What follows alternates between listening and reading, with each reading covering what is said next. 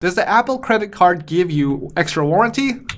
Surprisingly, the Apple Card does not offer any warranty benefits to its cardholders, which makes it useless. Welcome back to Smart Money with Dan. I'm Dan, and in today's video, we're going over the top 20 credit cards that Redditors recommend. Now, I made an Excel sheet and a list laying out a lot of the benefits, cashbacks, and annual fee. So take a look at the description or notes, and you can take a look at the link, just so you have a brief overview of this data. And there's links too if you want to apply for it. These are not affiliate links. I don't get paid for it, but if you'd like to support the channel, you can like this video.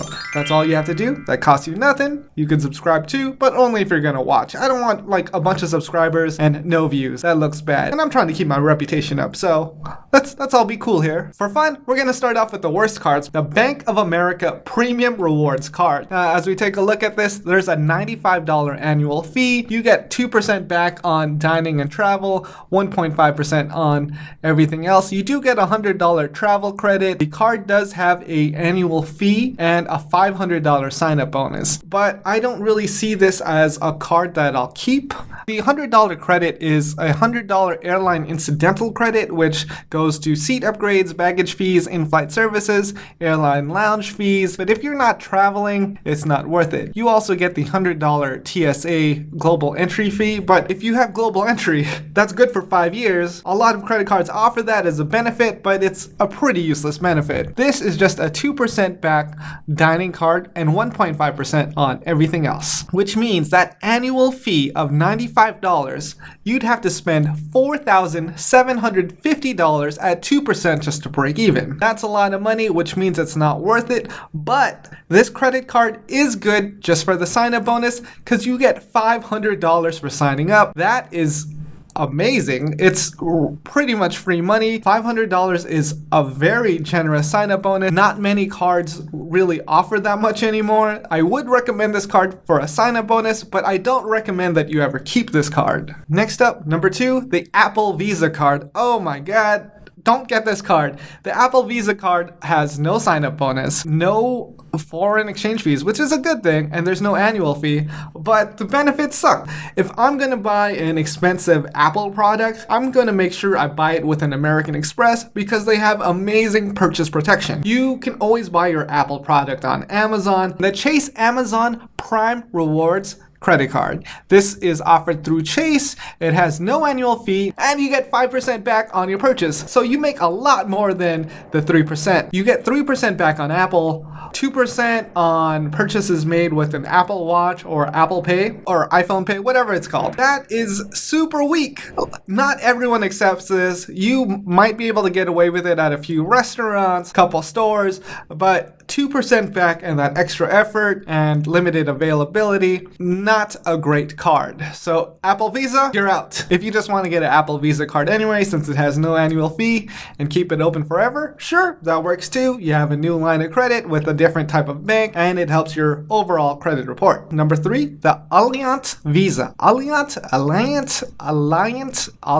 I don't know how that's said. I haven't heard of them. If you know how it's said, try to write it out or link me to somewhere where they do say it right. Alliant Visa, a $99 annual fee and 2.5% back on everything, which sounds pretty good, but there's no sign-up bonus. It also has no foreign exchange fees, which is pretty good, but 2.5% back on everything with a $99 fee means you have to spend $3,960 to $11 every day on your credit card for a full year just to break even. Then you start making money. I don't think this is a credit card that you should have unless you're a big spender, unless you're spending an absurd amount of money on just random things in random categories. Then I think that it's worth it. But for a regular credit card, at least for me, and I think most people, you're at a loss. You could get a credit card with more cash back, and you'll be making more money rather than working your way back up just to break even. Number 4, the American Express Gold Card. So the Gold Card has a $250 annual fee and a $120 dining credit. That's $10 per month, which you can use for Grubhub, which pretty much just goes to the delivery cost and the tipping cost. A little more effort just to use, and it's only through Grubhub. They don't really specify Uber Eats or DoorDash. It also comes with that $100 airline credit, which is also pretty hard to use, and that $250 annual fee is a lot. It does come with 50,000 membership rewards, which are Amex bank points. Those can prove to be very valuable, but I see it as a keep 1 year credit card or keep 13 months and capitalize on those benefits. As for cash back, it comes with 4% on supermarkets and 4% on dining. That's pretty good. 4% on supermarkets. It's a little more than the usual 3% that other cards offer. Some cards offer more than that. Supermarkets are limited to 25,000. I actually don't know anyone who's spending more than that unless you're manufactured spending. If you're manufactured spending, it might be worth it to get the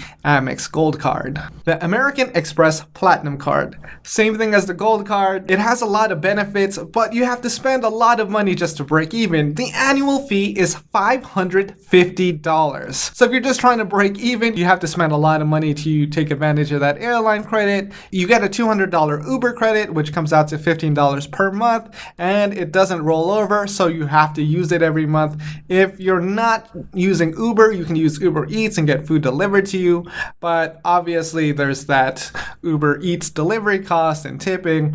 Basically, you might get like 2 deliveries out of it. And for cashback, they only have 5x on American Express Travel. This is not a credit card you would actually spend money on. This is a credit card that you get the bonus and then you cancel it. Definitely not a keeper, and sometimes it has a big sign-up bonus. Right now it's 75,000. I don't think it's worth your time. I rate this card 3 out of 5 because the benefits and sign-up bonus outweigh the cost of the first year. It's not a card you should keep for a second year because you'll have to keep spending a lot more money to break even. The sign-up bonus really subsidizes that cost, and then you gain a lot out of it. Keeping it more than a year, you're going to start losing money. The Capital One Saver Card. So it sounds good. A lot of people like this card, but I don't think it's a great card at all. The Capital One Saver Card has a $99 annual fee, no foreign exchange fees, which is good, a $300 sign-up bonus, which means you should have it for at least 1 year to get that sign-up bonus, and 4% back on dining and entertainment. So without that sign-up bonus, you have a $99 annual fee, and you have 4% back on dining and entertainment, which means you'd have to spend $2,475 just to break even. Obviously, spending money to break even is a waste of money. You could get a no annual fee card and just start making money immediately. You could just be making that cash back without having to be obligated to spend money. You can still get a lot of value just for getting that sign-up bonus. Number 7, the Chase Sapphire Reserve. Now, this was an amazing card when it came out. Everyone was talking about it. Everyone loved it. I had it too. And now it's pretty weak. I would not have this card for more than 13 months. I actually downgraded the card to the no annual fee version. I used up all my points, and I'm okay with not having this card. Even though it's super hard to get the Chase Sapphire Reserve due to the 524 rules, which limits your ability to get a lot of credit cards and churn through the sign-up bonuses. Now, let's go over the benefits. It has a $550 annual fee, no foreign exchange fees. It comes with a $50,000 sign-up bonus, which equates to $750 in airfare, or you'll get more value if you book like a one-way business class. And the biggest cashback is 3x on travel. With that $300 travel credit, you'd still have a $250 fee just to break even. To get that $250 in cash back, you'd have to spend $8,334 in the 3x travel and dining categories just to get that back. You'd really just be paying a lot of money for Priority Pass, and if you want Priority Pass, there's other cards that give it to you. If you're interested, I'll have another video in the future that explains which cards give you the best value for airport lounge access. And right now, you can like this video to help me out and leave a comment to remind me. The Citi Double Cash Card. This has no annual fee, a 3% foreign exchange fee, which means you only keep it in America, and it has 0% APR for 18 months. This is a great card if you're getting out of debt. You can just leave some debt on here. Obviously, don't go crazy on it. Never use over 50% of your available credit line because that is credit utilization. You go over 50% on one credit card, you're going to start hurting your credit score. Now, the Citi Double Cash has 2% back on everything and no sign-up bonus. I think this card is just okay. It has decent benefits for general use, but for other cards available, it's not the best. This is a card I just keep forever just to build up my credit history. Number 9, the American Express Blue Cash Business Card. Now, this has no annual fee, and there's a Forex fee of 2.7%. You get 0% APR for 12 months, and 2% back on everything up to $50,000. That's not too bad. It's a lot like the Citi Double Cash card. Not too great. Just another card that has decent general use. It's great if you have to put some debt on the card. There's no sign-up bonus, and the cashback categories are pretty weak compared to what you can get later as we build up to the best credit cards. Next up is the PayPal Cashback MasterCard. No sign-up bonus, but there's no annual fees, no foreign exchange fees, and you get 2% back on everything. It's just another good general use card. This is also in the 3-star category. Now we're getting into the 4-star categories of credit cards, and we're starting.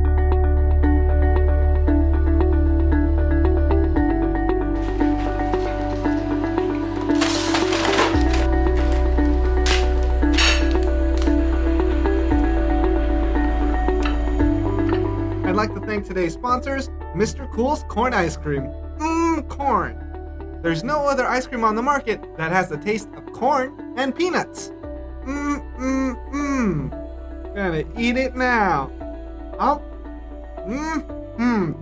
Tasty. Now we're getting into the 4-star categories of credit cards, and we're starting off with the Hilton Aspire credit card. If you travel every year, this is a great card to keep open, and especially if you have the funds to stay in nicer places, because this helps subsidize the cost. It's a $450 annual fee credit card. It gives you diamond status, priority pass plus 2 people. It gives you a $250 resort credit, $250 credit for airlines, $100 resort credit, which is super hard to use. That's actually negative money. $150,000 sign-up bonus. And you also get a free weekend night at any Hilton hotel, which proves to have a lot of value. Also, that diamond status is pretty good. I have a whole nother video explaining all this, so I don't want to get into the crazy details, but even though it has a $450 annual fee, the benefits outweigh the cost. Even just the free night, the credits, it's a card worth keeping. And if you do keep it for 13 months and maximize those benefits. I'll show you how. Check it out in my Hacking Hilton video because it is detailed. Number 12, the American Express Blue Cash Preferred Card. $95 annual fee. There is a foreign exchange fee, but there's 0% APR for 12 months. Great if you have to have some debt on there. And the actual really good benefit is 6% back on supermarkets, streaming services, and 3% on ride sharing and gas stations. If you're really clever, this is a 6% back on everything card. That includes gift cards for Uber, gas stations, Southwest flights, Visa gift cards, Home Depot, Lowe's. There's a lot of gift cards at supermarkets, which means you get 6% back on everything. Although you do lose your purchase protection because you're using a gift card, and gift cards have no purchase protection. Additionally, the card comes with a $300 sign-up bonus, but that $95 annual fee really makes it hard to break even. You'd have to spend $1,584 at supermarkets with that 6% cash back just to break even. It's pretty achievable for a typical family for that 6% back on everything, because if you're just going to buy some things on Amazon, you could always buy Amazon gift cards and break even pretty quickly. Number 13, the PNC Cash Rewards Visa Card. No annual fee, foreign exchange fee of 3%, 0% APR for 12 months, $100 sign-up bonus, 4% on gas, 3% on dining, 2% on groceries. This is an all-around general good family card. If you just have to buy groceries, you're dining every now and then. It's an okay card. There's definitely better category bonuses, but this is one of the best categories for cashback on gas. So if you're an Uber driver, this is the card for you, unless you want to get that Amex Blue Cash Preferred and just buy gas gift cards. The US Bank Altitude Reserve card is pretty amazing, especially in the first year. You get the most out of it. It's a card I highly recommend getting just for the bonus, because even though it has a $400 annual fee, you get 50,000 points. That's $750 in value just from the sign-up bonus, and $325 in travel credits. You're getting over $1,000 in value just for the sign-up. You're paying that $400 annual fee, so you're up over $600 just signing up for this credit card and meeting that spend requirement. As for other benefits, you also get Priority Pass, which gives you airport lounge access. As for cashback, the best benefit they have is 3x back on mobile payments, which is Samsung Pay, Apple Pay, Google Pay. It is challenging to use because not a lot of people really take that, especially if you're traveling, which is kind of funny. So even though you're traveling and this is supposed to be a travel card, that 3x benefit is not good everywhere. With that 3x benefit, you'd have to spend $2,500 to get 70. I'm so tired. We're almost there though. The Citi Costco Visa. This has no annual fee, no foreign exchange fees, and 4% back on gas, 3% on restaurants, 2% on Costco. Kinda weak there. But yeah, it has some decent benefits with no annual fee. You could be making your money back immediately. Now, it's in the 4-star category just because you get decent dining and gas with no annual fee. Obviously, it's good, but not the best. Next up, the Chase Amazon Prime Rewards credit card. This is offered through Chase. It has no annual fee, no foreign exchange fees, and 5% back on Amazon. It also has 2% back on dining, gas, and pharmacies. 5% back on Amazon means you can get 5% back on anything, because Amazon sells gift cards for other retailers, which is for like gas, restaurants, food. You can even get Visa gift cards for a fee. A $200 Visa gift card sells for $695. You're buying that for 5%. You're getting $10 back in cash back while spending $695, which means you're up $3 for buying this Visa gift card and using that instead. So even though it's a small amount of money, you're still making money. If you're buying gas, you buy a $100 gas gift card, you get 5% back. That's a free $5. You should really see my other video on how to get free stuff on Amazon, because with this 5% credit card, you would be making money. The American Express Navy Federal Credit Union card. Now, I don't know if you have to be in the Navy to get this card, but the benefits are very generous. There's no annual fee, no foreign exchange fees. They have a sign-up bonus of $250, so they're just giving you free money, and 3% back on gas, groceries, and restaurants. All around, an amazing credit card. You get 3% back on pretty much everything you would spend money on day to day. So it's a good everyday credit card. The AOD Federal Credit Union Visa. This has no annual fee, no foreign exchange fees, and 3% back on everything. This is 3% back on everything, which is incredibly generous. For a card with no annual fee, 3% back on everything. I found this amazing. They said it's actually pretty hard to get, but you can get it even if you don't live in Alabama. I guess it's the Alabama something OD. But you can get this credit card if you really want to get that 3% back on everything. I don't know any card that just says 3% back on anything because the bank loses money. Merchant fees for Visa are typically like 2.5 to 2.9%. You're offering 3% back. They're not making any money. I don't know how this is sustainable. I'm sure there's some kind of limits. I couldn't find them on the website, but I'll have a link to all this data and you could check it out for yourself. I guess, should I have counted down? Because these are the best credit cards. These are the last two that are my favorite. So number 19 or number 2, it's just, these are really good cards. I did an entire review on just this one. The US Bank Altitude Go credit card, no annual fee, no foreign exchange fees, $200 sign-up bonus. It also comes with 0% APR for 12 months and 4% back on dining. No one does 4% back on dining. This is incredibly generous. So 4% back on dining on a card with no annual fee. It gives you 0% APR. It gives you $15 every year as an annual streaming credit towards like Spotify, Hulu, Netflix, anything in that type of category, and $200 for free. The only con to this credit card is that it's ugly. A lot of people have a problem with how it looks. I don't care because it's really superficial, but if you actually do care, you could just buy a sticker. You could buy a sticker to cover up the ugliness of that credit card, and I'll leave a link in the description to a couple that I've selected. It's kind of funny that US Bank, this big bank, would invest in this new product, give out all these promotions, do all this work, and not have a good designer for the credit card because the credit card is ugly. This is not a credit card you want to carry around. This is a credit card you want to cover up or use online only. I know it's a vanity metric. Personally, I don't care. If there's a credit card I missed and you recommend that's better, please let me know in the comments. Now, the last card, number 20, is the Wells Fargo Propel card. Wells Fargo, pretty shady bank, has an awful history of fraud. It's still a bank somehow, so I guess they're offering generous promotions to keep your business.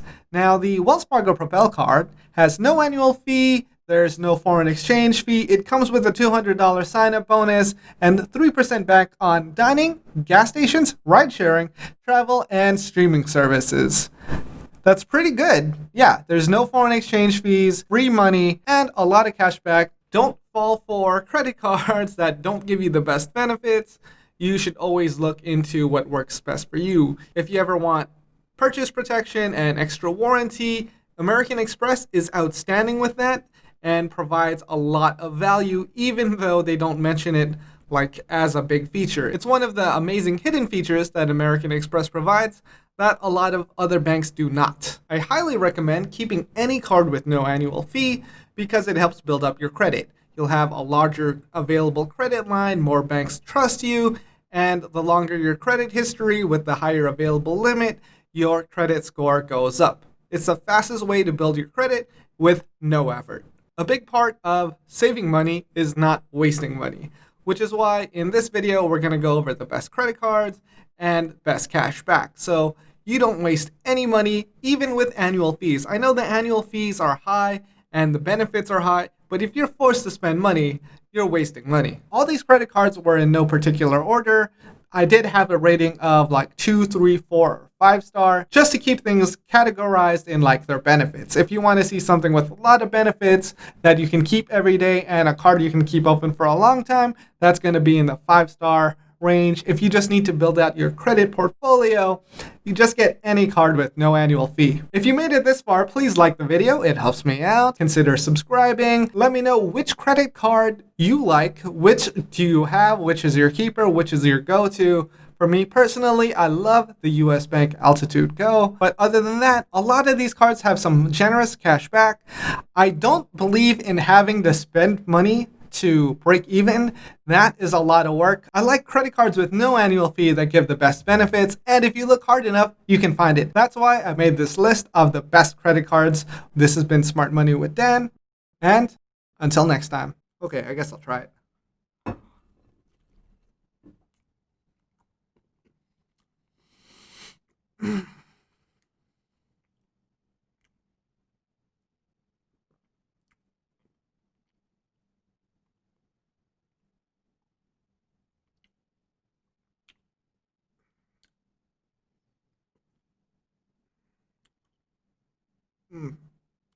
Yum.